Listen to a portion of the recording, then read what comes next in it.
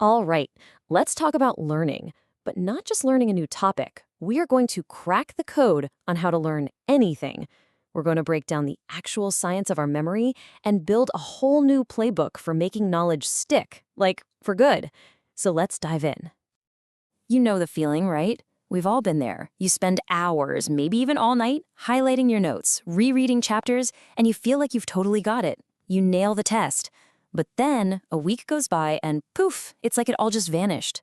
It's so frustrating. But here's the thing, it's not you. It's just your brain doing exactly what it's designed to do. And get this, think about all those hours you've poured into studying. The research shows that those old school passive methods, rereading, highlighting, they only give you a long-term retention rate of about 10 to 20%. That is a massive amount of effort for such a tiny payoff. But don't worry, there is a much, much better way. So, to figure out how to remember stuff, we've got to first understand why we forget in the first place. And it all boils down to this really predictable pattern that scientists figured out more than 100 years ago.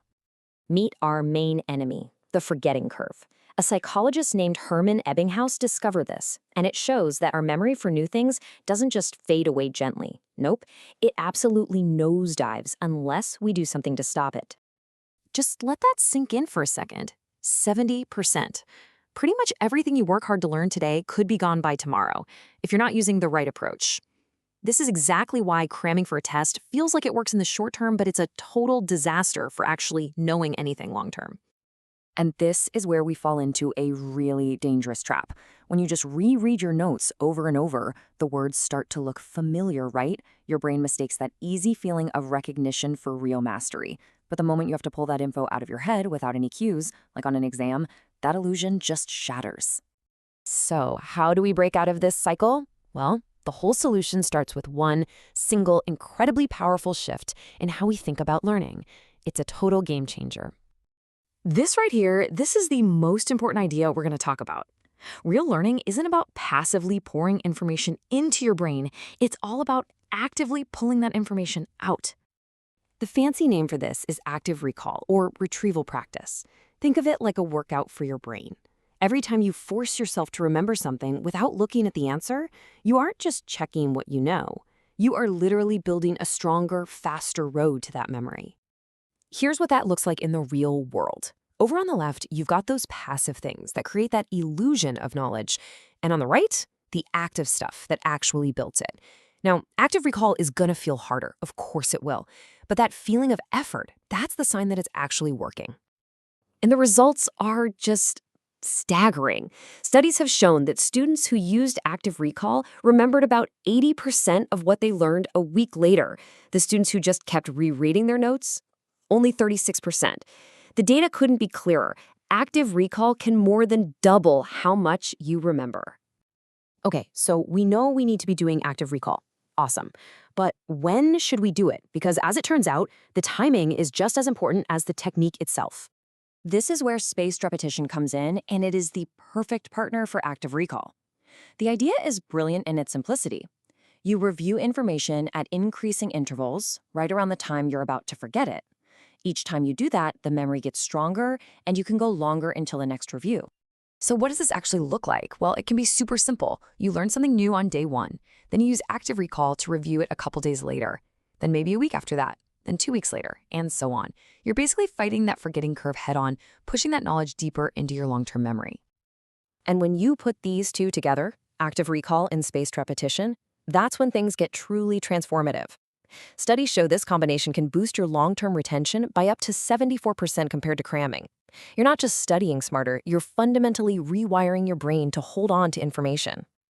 All right, next up is a technique that takes us beyond just memorizing facts and into the world of deep, genuine understanding. It's called the Feynman Technique, named after the physicist Richard Feynman, who was a genius at this. The process is deceptively simple. You pick a concept you want to learn. Then you try to explain it out loud in the simplest terms you can, as if you were teaching it to a kid. Here's why this is so powerful. It shines a giant spotlight on your own blind spots. The second you're forced to ditch all the jargon and use simple analogies, you instantly find the parts you don't really get. It is the ultimate test of whether you actually know something. Okay, so we have our core pillars in place. Now let's just add 2 more quick techniques to make your learning even more flexible and powerful. Think of these as pro-level tips. First up is interleaving. Instead of studying one topic for 2 hours straight, you mix it up with other related subjects. This forces your brain to learn how to switch gears and pick the right tool for the job. And second, always create concrete examples. Our brains are wired for stories, not abstract ideas. So for every new concept, try to connect it to a vivid image or a personal experience you've had. So, we've basically torn down all those old, ineffective study habits. Now it's time to put it all together. Let's build your new, super-powered playbook for learning and remembering pretty much anything. And here it is. This is your new cheat sheet. You're going to fight that forgetting curve with active recall. You're going to perfectly time your practice with spaced repetition. You'll make sure you actually understand things by trying to teach them. And you'll build stronger knowledge by mixing things up and using concrete examples. Now you might be thinking, okay, this is great, but what should I even bother to memorize? Well, here is a fantastic little rule of thumb. If you think you're going to spend more than 5 minutes in total looking something up over your entire life, then it's probably worth the effort to actually commit it to memory using these techniques. Look, in the end, these strategies aren't just about getting a better grade. They're about building a real, lasting, interconnected web of knowledge that you can use for the rest of your life. It's a huge shift from seeing learning as a chore to seeing it as building a personal superpower. So the only real question left is, what fire are you going to light next?